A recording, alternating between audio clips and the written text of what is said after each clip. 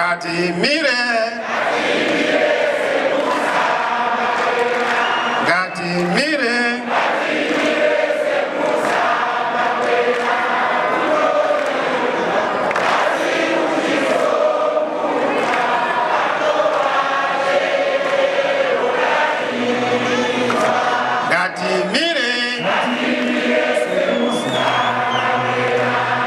Nelson Chamisa was born on February 2, 1978 in Masvingo, a province in southeastern Zimbabwe. He is the son of Sylvanus and Alice Chamisa, and his upbringing was deeply rooted in the rural traditions of Guta district, where he spent his formative years. Growing up in a modest household, Chamisa was exposed early to the challenges faced by ordinary Zimbabweans, challenges that would later shape his political ideology and commitment to social justice. As a young boy, Chamisa attended Al-Hayat High School, where he quickly distinguished himself not only academically but also in sports. His speed and agility on the field earned him the nickname Mipo, which means wind in Shona, a name that would later become symbolic of his swift rise in Zimbabwean politics. Driven by a thirst for knowledge and a desire to make a difference, Chamisa moved to Harare, the capital city, to pursue higher education. He enrolled at Harare Polytechnic and later at the University of Zimbabwe, where he earned a Bachelor of Arts in Political Science and Public Administration.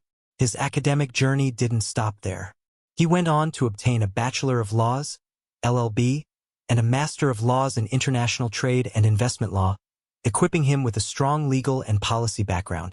In addition to his secular education, Chamisa pursued theological studies, earning a degree in Pentecostal theology from Living Waters Theological Seminary.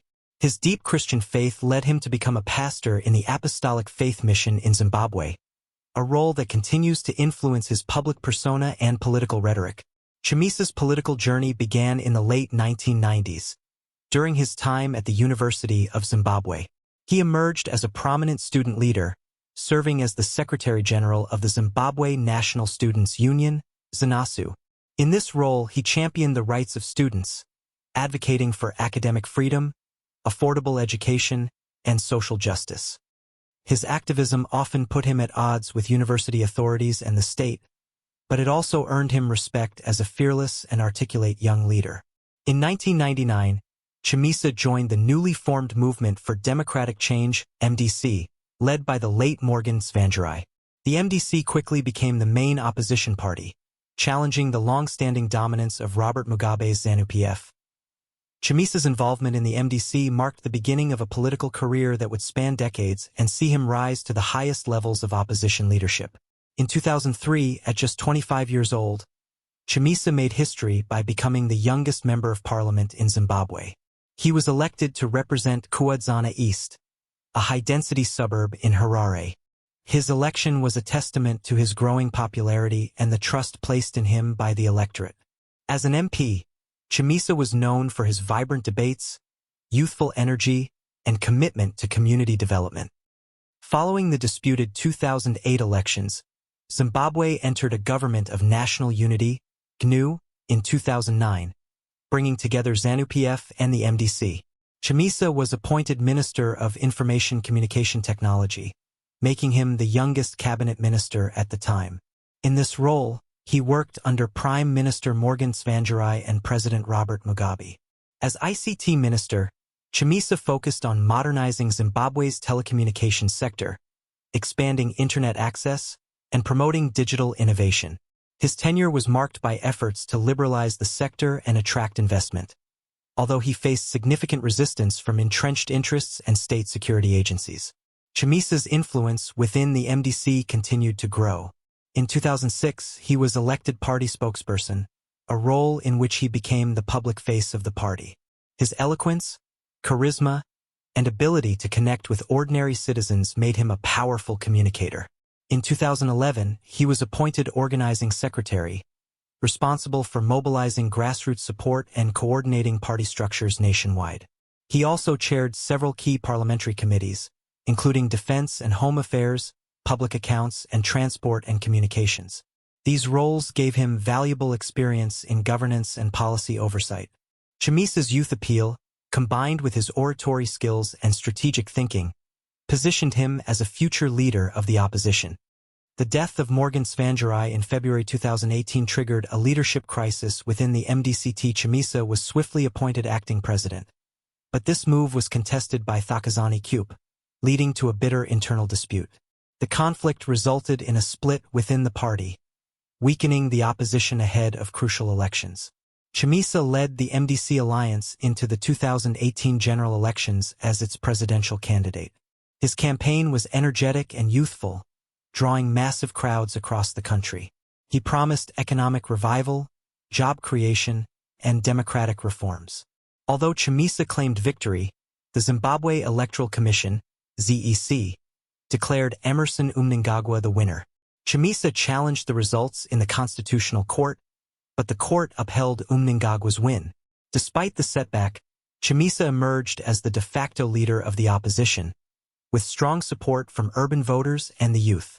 In 2020, the Supreme Court ruled that Chamisa's leadership of the MDCT was illegitimate, handing control of the party and its assets to Douglas Mwanzora. This legal blow forced Chamisa and his allies to reconsider their political strategy. In January 2022, Chamisa launched a new political party, the Citizens Coalition for Change, CCC. He described it as a fresh start for democratic resistance in Zimbabwe.